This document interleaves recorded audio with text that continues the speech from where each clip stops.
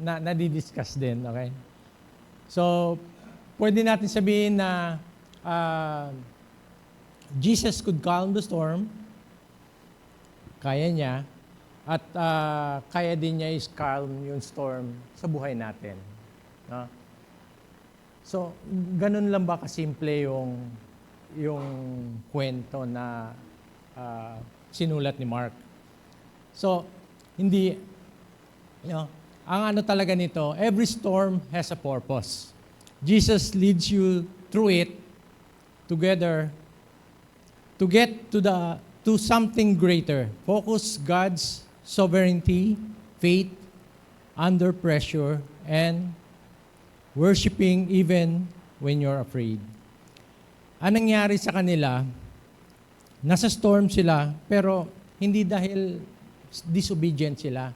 Di ba sabi ni Jesus, let's go to the other side. Sumunod naman sila eh. Di ba?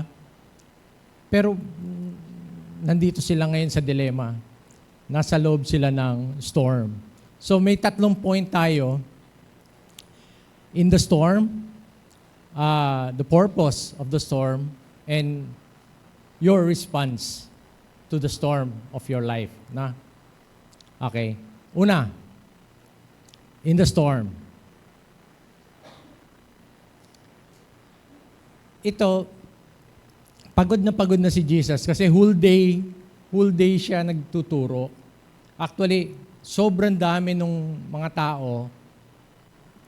Pumunta siya sa bangka. Okay? Para nandun siya sa dagat, yung mga tao nasa lupa. So, buong araw siya nagturo. Itong request niya na pupunta sila sa kabila, pagod na talaga siya. Isipin mo, hindi isang session lang yung turo niya, kundi buong araw siya nagturo at nag-heal. Okay? So, umalis sila, nakatulog siya sa barko, nakita naman ninyo doon sa cartoons. Pero, ang problema, nagkaroon ngayon ng violent storm. Ang Lake of Galilee kasi, mababa siya. No? Mas mababa pa siya sa sea. Mas mababa siya. So, ang mountain na nasa gilid niya, ito yung malamig na hangin. Yung sea, mainit na hangin. So, alam natin, pag naghalo yung init at saka, mainit na hangin at saka, nagkakaroon ng violent storm. So, itong storm na to, I believe si Jesus ang nag-initiate ng storm to teach them a lesson. Do you think that the boat will sink with Jesus in sin? Nasa loob siya ng boat? Sa tingin ninyo, lulubog ba? Hindi, no? Imposible, no? Imposible yung creator na lulubog dun sa storm na yon. Okay? Kahit sa buhay natin, okay? Imposible na lumubog ka kasama ni Jesus, kasama niya sa storm. If you were in the boat with Jesus, nandun ka, anong gagawin mo? Yung mga kasama niya, mga mangingisda yun eh. Di ba? Ano na yun eh? Alam nila yung trabaho nila yun eh. Trabaho nila yun. So alam na nila. Nagiging problema lang pag yung mismong fisherman, tatawagan na yung karpintero, si Jesus. Tulungan mo kami. Hindi na namin alam to. Di ba? At yun yung, alam mo na malaki na talaga yung problema. Kasi sila dapat yung may alam nung sitwasyon na yun.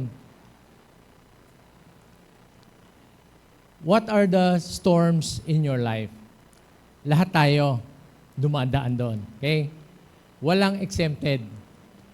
May storm Nung maliit ka, nung high school ka, nung college ka, nung nagtatrabaho ka na, at nung nag-asawa ka, may storms. Lahat yan, parte talaga ng buhay natin. Meron emotional, yung katulad yung tinuro ni Sister Pastor Anitz. Emotional, sa loob, sa labas, sa sitwasyon sa labas. So, sa ngayon ba, ano yung pinakamalaking storm sa pera ba? Pera ba yung pinakamalaking storm sa buhay? Mahirap kasi mahirap gumalaw, no, na wala kang budget. Yun lang yun eh. Pero isa lang siya. Meron ding storm na sakit. Di ba? Karamdaman. Na hindi mo alam kung sino yung doktor na pupuntahan mo. At kung may pera ka pa para pang-budget dun sa papagamot. Di ba? So lahat tayo dumadaan dun sa mga storms. Marami yan. Hindi yan minsan relational, minsan, ang dami, no? Kung papalista ko nga sa inyo yung mga storms ng buhay ninyo, siguro kulang yung isang papel, no? Kulang. Dahil makikita natin, talagang dumadaan tayo sa ganun testing and trials. Kasi nga, ang sabi ng Bible, ang testing and trials of our faith produces perseverance. And yung perseverance, mas precious pa yun sa gold. Okay? It develops your faith. So, have you considered the purpose for you? Yung trial o yung testing na ngayon nararanasan mo. Na-realize mo ba kung ano yung purpose ni Lord? Nag-pray ka ng patience. Nako, hindi ako nagpe-pray ng patience. Talagang bibigyan ka ng itetest talaga yung patience mo. So, tingnan mo kung ano yung purpose, no? Kasi mas maaga mo malaman yung purpose ng trial at testing mo, mas madali. Hindi mo makikita yung masyado yung problema, kundi yung solusyon. Okay? So, yun yung in the storm. Purpose in the storm. The disciples walked and said, "Teacher, do you not care? Do you care if we'll drown? You don't care if we'll drown." He got up, sabi ng 39, and rebuked the wind and the waves. Ang sinabi lang ni Lord, be still. At isipin mo ito isa sa mga milagro na hindi talaga ma-explain ng science eh. Nung sinabi ni Lord na quiet and be still, at yung wave na ang laki, bigla lang as in swimming pool siya. No? Wala siyang hindi siya nag-ano eh. So,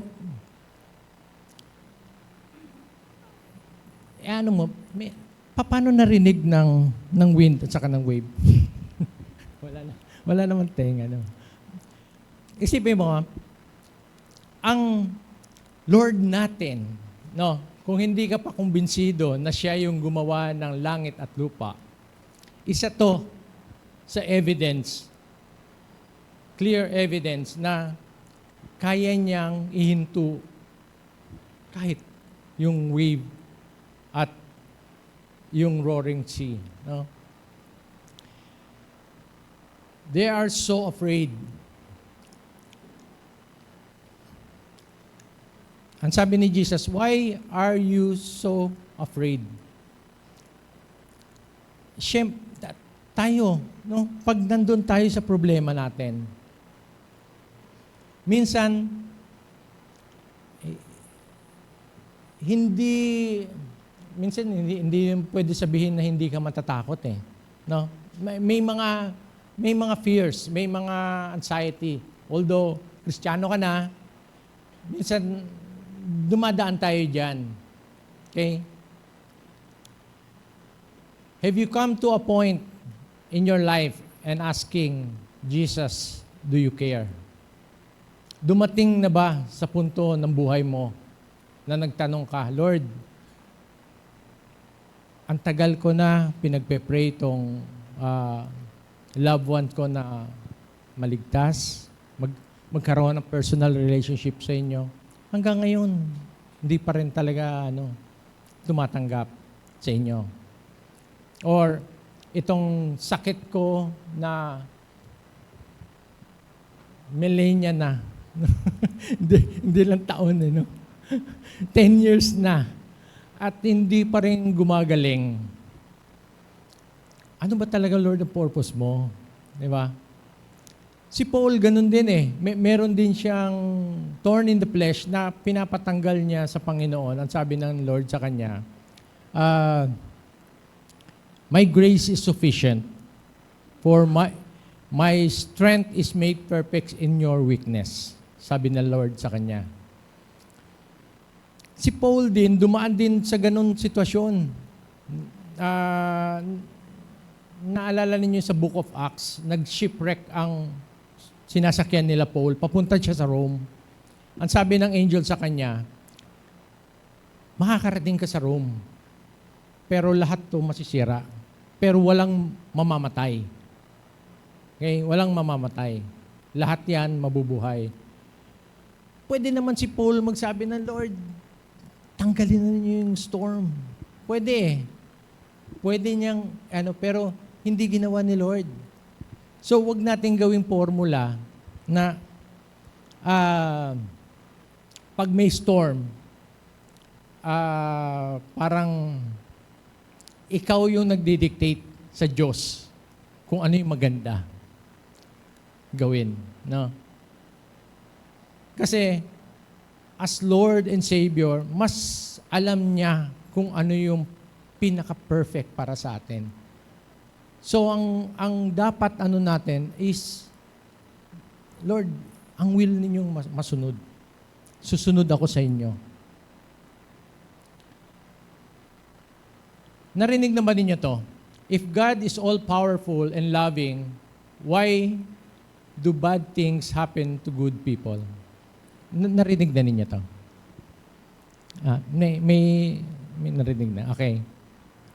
Sa math kasi, pag may problem, okay, ang unang-unang mo sa math, sino mga gustong-gusto ng math?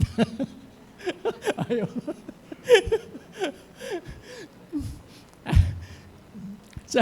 sa math kasi, i-analyze mo yung problem. Okay? Analyze mo yung problem. Tapos, titignan mo yung given. Okay? Pag nakita mo na yung given, titignan mo kung anong formula na pwede mong gamitin para ma-solve yung problem. Dito sa statement na to, kasi ganito, sa akin kasi, pag yung problem ay hindi mo pwede i-solve, baka mali yung problem. Di ba? Katulad nito, ang sabi, if God is all-powerful and loving, why do bad things happen to good people? Ano yung mali? Ano yung mali? Good people ang mali. Okay? Lahat tayo may kasalanan. Okay? Wala sa atin good. Okay? Kaya lang tayo maliligtas dahil sa ginawa ng Panginoon para sa atin. Okay? Walang utang ang Diyos sa lahat ng tao na kailangan niya i-save. Pero mahal niya lahat ng tao. Kaya gusto niyang i-save. Okay? Gusto niya i-save lahat ng tao. For God so loved the world. Lahat. And He gave His only begotten Son, that whosoever believe in Him should not perish but have everlasting life. Pero, pag ayaw mong tanggapin ang free gift of salvation ng Panginoon, sasabihin din sa inyo ng Panginoon, your will be done.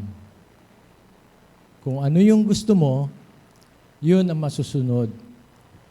Kung ayaw mong sa heaven ko, ikaw ang masusunod. Yan na yun. No? Ikaw ang masusunod. So, ang Diyos ay all-powerful and all-loving, pero pag inano mo, bakit ang daming nangyayaring evil? Ito kasi ang isang narinig ko. Actually, sa pinakamahirap na question to dahil marami ang mga atheists na talagang kaya sila atheist dahil dito. No? Kaya hindi sila naniniwala sa Diyos. Dahil nga doon sa mga evil na nakikita nila. Yun ang sinasabi nila. Pero hindi ako naniniwala na deep inside na hindi nila alam yung vacuum na ang Diyos lang ang pwedeng mag-feel. No?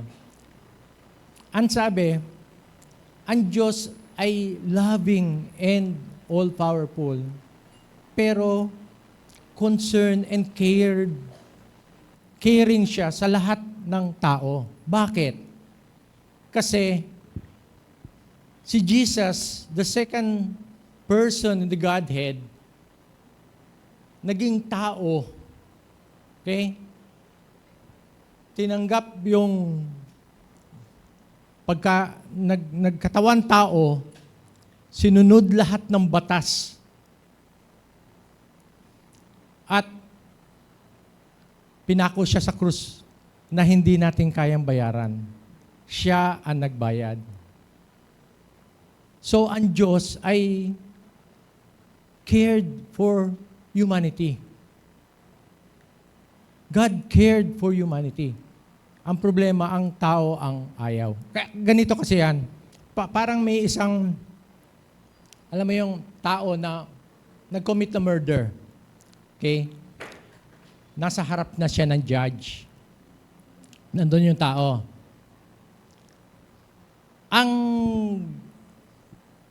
Sa Christianity, ang tao na nag-commit ng murder, tayo lahat yon. Okay? Tayo lahat yung may kasalanan. Ang judge, si Lord. Pag sinabi ni Lord na parusahan yan, silya elektrika, there's justice, di ba? Nagpatay siya ng tao at silya elektrika siya. There's justice. Pero wala siyang mercy. Okay? Ang Christianity is justice, mercy, and grace magkasama-sama. Paano? Ganito. Ang judge, sabi niya, silya elektrika ka. Or lifetime in prison ka. Pero yon, nagpatay ka ng tao, silya elektrika ka. Pero, ako ang magbabayad nung silya elektrika mo. Nakuha ninyo? Ang judge ang magbabayad dun sa penalty nung murderer. Yun ang mercy and justice. Pero ano yung grace? Ang grace, yung murderer na yon na tayo, ginawa niyang anak. Kinuha niya sa pamilya niya. Ginawang eredero ng lahat ng kayamanan niya. So, justice, mercy, and grace. Si Jesus ang namatay para sa atin. Malinaw yon? Malinaw yon. Yun ang Christianity. Hindi ganun ang ibang reliyon.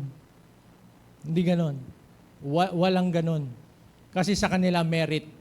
Kung ano yung deserve mo, yun ang ano mo. Sa atin, sa Christianity, hindi ganun. Okay? So, God really cares. Ngayon, nasa respond na sila. Okay? They are terrified and ask each other, "Who is this? Even the wind and the wave obey him." When you are in the boat with God Himself, will you be terrified to the core, realizing that you're in the presence of the Creator? Kung ikaw yung nandun sa barko at na-realize mo, nandun ka mismo sa presensya ng Diyos na gumawa ng langit at lupa,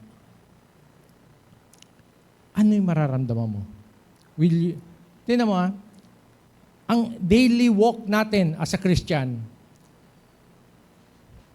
hindi anghel ang kasama mo. Si Jesus, nasa loob mo at saka Holy Spirit. Kasama mo. Habang nagkakasala ka, kasama mo. Okay? Kaya nga mahirap magkasala ang Kristiyano eh. So, sobra yung conviction sa'yo ng kasalanan. Dahil, yan na nga eh. Kasama natin. Ganito kasi ang Christian eh. Alam mo yung inano na prayer na binigay ni Jesus, "Let your kingdom come on earth as it is in heaven." Okay? Ito ay kingdom principle. Nung ikaw ay ginawa ng anak niya, isa ka na dun sa kingdom na nandito sa lupa. Isa ka na. So, from time to time, kaya nga sinasabi, go out and make disciples, teaching them to obey everything. Di ba? Make disciples. Kasi yung kingdom nag-i-spread. Mas marami na nagiging kingdom citizen. So, kailangan talaga ganun ang buhay natin. Will you realize that God is pure and holy and you are a sinner? Pagkasama mo yung Diyos, araw-araw, nung tinanggap mo si Jesus sa buhay mo, tinanggap mo hindi yung parang regalo na pagkatapos nilalagay mo lang sa cabinet. Okay. Tinanggap mo siya sa puso mo. And ang holiness of God, nung nakita ni Isaiah ang Diyos na nasa throne at nandun yung mga angels, ang sabi niya, "Woe to me, I am ruined, for I am a man of unclean lips, and living in the people with unclean lips. And my eyes have seen the King, the Lord Almighty." Nanginginig siya dyan dahil alam niya sa presensya ng Diyos, mamamatay siya. Mamamatay siya. Hindi pwede yung may konting kasalanan sa harap ng Diyos. Hindi pwede yun eh. Kailangan talaga, as in, cleansed by the blood of Christ. Yun ang holiness na kailangan ng tao para lumapit sa Diyos. Walang iba. Hindi natin kaya. Hindi natin kayang gawin yon.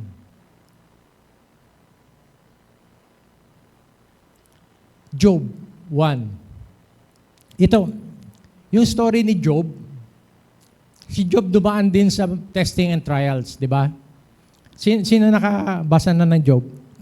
Kamay. Sino nakabasa na? Okay. Ang story ni Job is, pag tinignan mo mabuti, bakit kailangan dumaan si Job na ganun kahirap na testing para lang i-prove na yung faith niya sa Panginoon ganun ka-strong. Okay?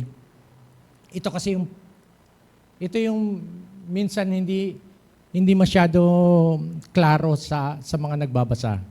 Ano ba, binasa mo, dire-diretso lang eh. One day, sabi sa verse 6, one day the angels came into the presence of the Lord themselves before the Lord and Satan. Dumating sila, kasama si Satan sa presence ng Panginoon. Tinanong ni Lord si Satan kung saan siya galing. Sabi niya, naglalakad-lakad lang doon sa to and fro sa mundo. Okay? Sabi ni Lord, have you considered my servant Job? There is no one on earth like him. He is blameless and upright, a man who feared God and shunned evil.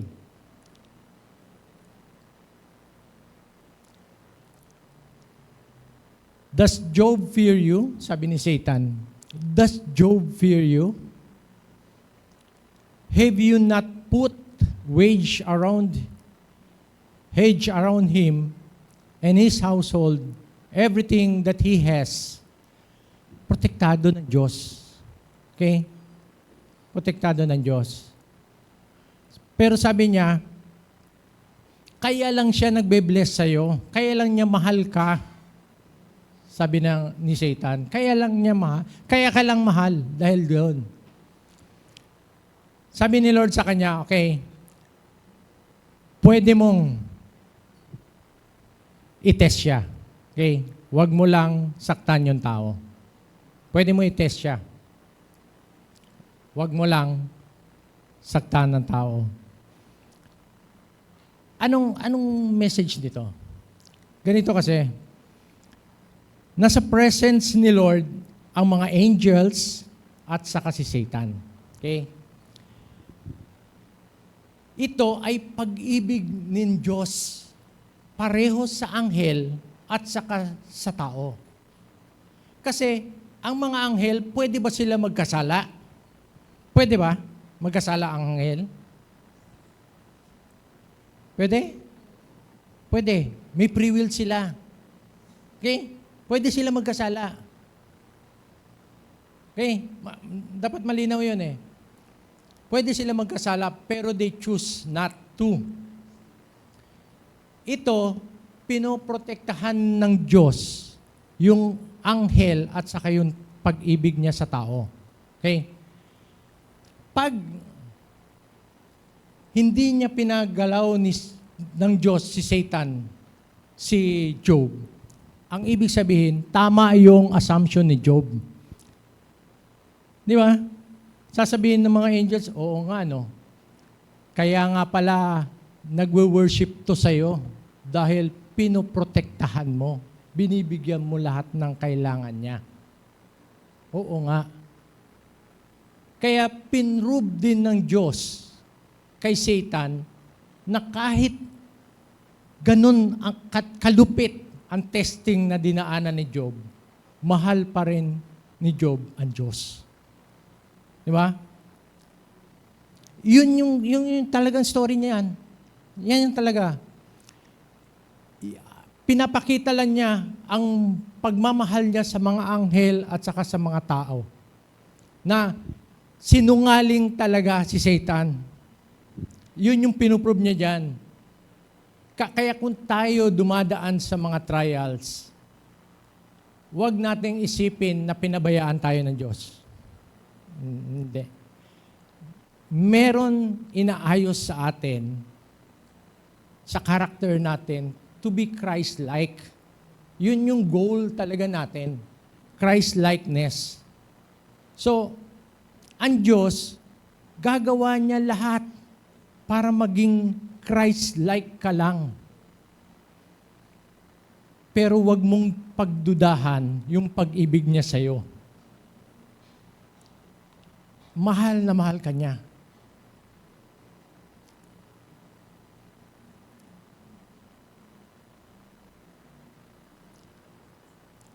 Therefore,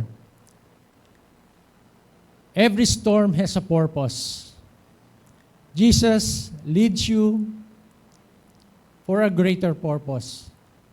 Focus on God's love sovereignty, and sovereignty is all-powerful, faithfulness under pressure, and giving God the worship only God deserves, even in your darkest season of life. Kahit hindi mo naiintindihan, maniwala ka, mahal na mahal ka ng Diyos. Kahit hindi mo naiintindihan. Hindi naman kailangan tama ang theology mo kaagad eh. Kahit hindi mo naiintindihan kung bakit dumadaan ka dun sa sitwasyon na yon, alam natin na pinrove na ng Panginoon sa atin na mahal niya tayo. Sabi nga sa Romans 8:28, we know that some things ba? All things work for the good to those who love Him, whom He have called according to His purpose. Tayo yung mga tinawag ng Panginoon para sa purpose na yan. And all things will work for the good. Kahit nagkamali ka na, kahit mali-mali, pwede pa rin niyang gawin tama yan. Okay? Kasi alam naman niya na talagang tao tayo, nagkakasala tayo. Alam niya yun. Kasi naranasan din niya eh. Sabi nga, is Jesus really your Savior? Pag si Jesus talaga yung totoong Savior and Lord mo, matetest ka. Okay? Itetest niya.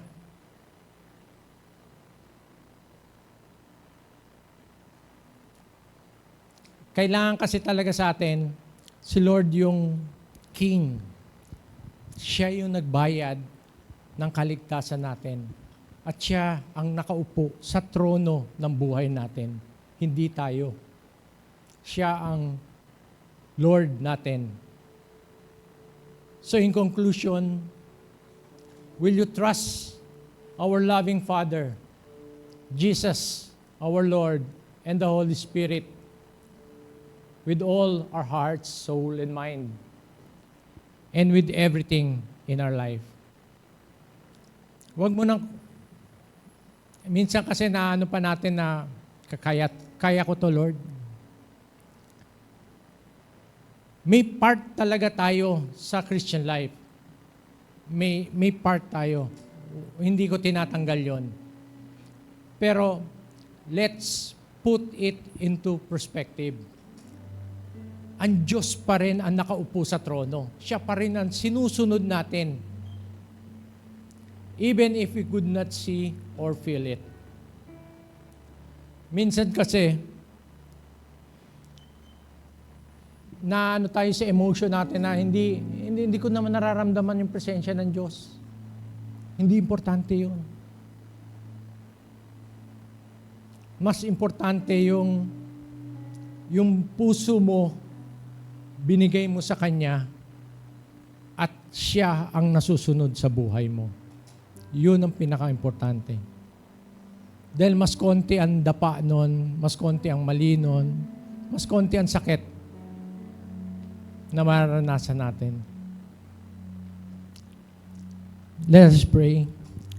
Lord, thank you, Lord God, for your love, your compassion, Lord God. Thank you, Lord, because you care. You came, died on the cross, rose from the dead, and gave us assurance that it all said and done will be victorious with you. Kayo pa rin, Lord, ang masusunod sa buhay namin, O Lord God. Lord, thank you, Lord God. Sa araw-araw, Lord God, na pinoprovide ninyo lahat ng aming pangailangan. Financially, emotionally, physically, Lord God, ang aming health, O Lord, aming purpose, O Lord God, ang power that you gave us, O Lord God, to share your gospel. The Holy Spirit, Lord God, na patuloy nagko-convict sa amin, sa aming mga kasalanan, Lord. Thank you, Lord God, for the blood that was shed, Lord. Thank you, Lord, sa lahat ng gagawin pa ninyo, Lord, sa amin. Maraming salamat, O Lord God.